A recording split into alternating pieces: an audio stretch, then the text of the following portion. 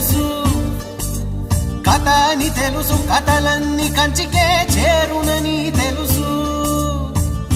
తెలుసు తెర తొలుగుతుందని, తెలుసు తెల్లారుతుందని, తెలుసు ఈ కట్టె పుట్టుకుమంటదని, తెలుసు ఈ మట్టి మట్టిలో కలిసిపోతదని.